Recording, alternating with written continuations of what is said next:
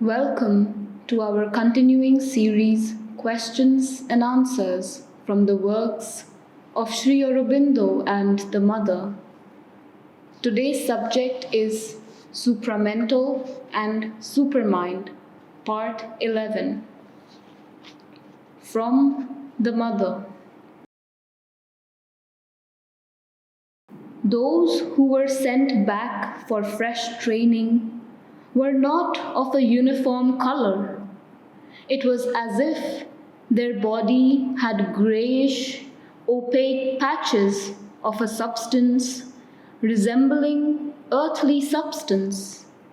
They were dull, as if they had not been entirely permeated with light, not transformed.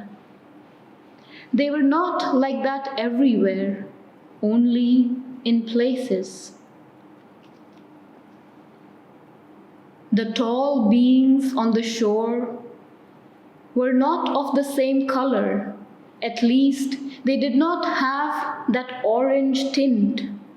They were paler, more transparent. Except for one part of their body, one could only see the outline of their form. They were very tall. They seemed not to have any bones and could take any form according to their need. Only from the waist down they had a permanent density, which was not perceptible in the rest of their body. Their color was much lighter, with very little red. It was more golden or even white. The parts of whitish light were translucent. They were not positively transparent but less dense, more subtle than the orange substance. When I was called back, and while I was saying, "Not yet," each time I had a brief glimpse of myself, that is, of my form in the supramental world. I was a mixture of the tall beings and the beings aboard the ship. My upper part, particularly the head, was only a silhouette whose contents were white with an orange fringe. Going down towards the feet, the color became more like that of the people on the boat, that is orange. Going upwards, it was more translucent and white, and the red grew less. The head was only a silhouette, with a sun shining within it. Rays of light came from it, which were the action of the will. As for the people I saw on board the ship, I recognized them all. Some were from here, from the ashram.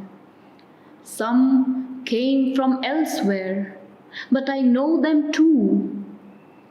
I saw everybody, but as I knew that I would not remember them all when I returned, I decided not to give any names.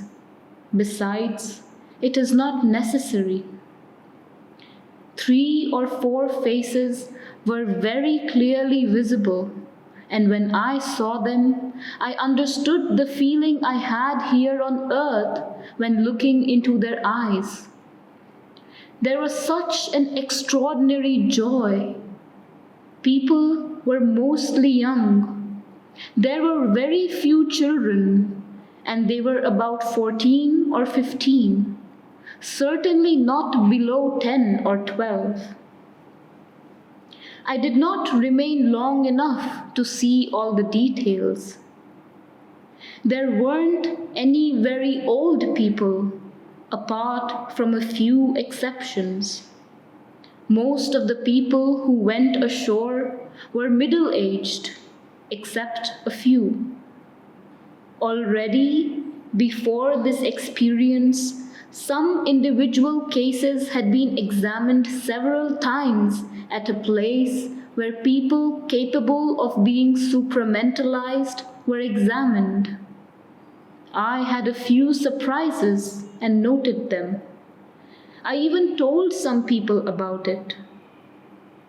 But the ones whom I put ashore today, I saw very distinctly. They were middle-aged, neither young children nor old people, apart from a few rare exceptions, and that corresponded fairly well with what I expected. I decided not to say anything, not to give any names. As I did not remain until the end, it was not possible for me to get an exact picture. The picture was not absolutely clear or complete. I do not want to say things to some and not to others.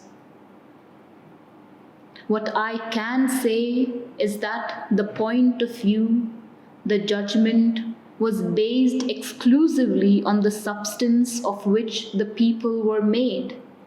That is, whether they belonged completely to the supramental world, whether they were made of that very special substance.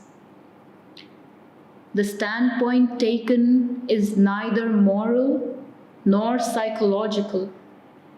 It is probable that the substance their bodies were made of was the result of an inner law or inner movement which at that time was not in question. At least it is quite clear that the values are different.